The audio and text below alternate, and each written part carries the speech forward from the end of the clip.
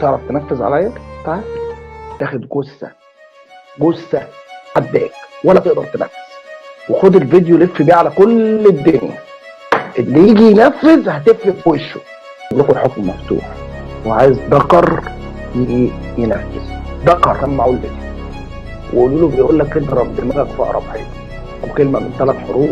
رئيس المكتب عندي اللي هو شرطه سابق، اللي هو شغل اسعاف، قلب الدنيا وقعدها قسما بالله، قسما بالله ابقى ضد الوزير نفسه، قسما بالله. اما انت يا مش هتعرفي توصلي لاي محضر انا عملته ابدا، ولا ليكي ولا لابوكي ولا لامك.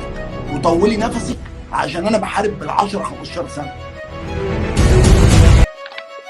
والله كنت هعرضهم لك، بس ناس محترمه اللي انت بتتواصلي معاهم قالوا لي دي هتموت ولا عايزه الارقام دي، انا خليها تموت.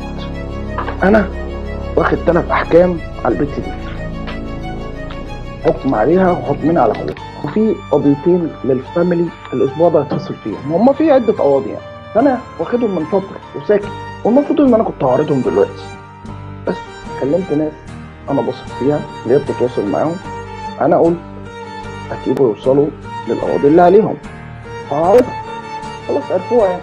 جيت بما لا داعي للشك انها بتلف حوالين نفسها عشان الارقام.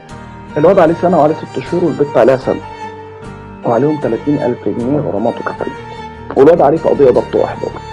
حبايبك من بورسعيد يكلموا العيله الشمال دي ويوروهم الاحكام ويديهم الاحكام اللي عليهم، ديل ومن ديل.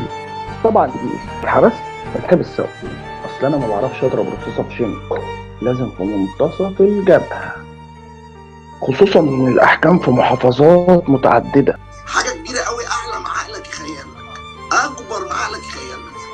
قاعد تخاطب الرئيس السيسي وتخاطب الامم المتحده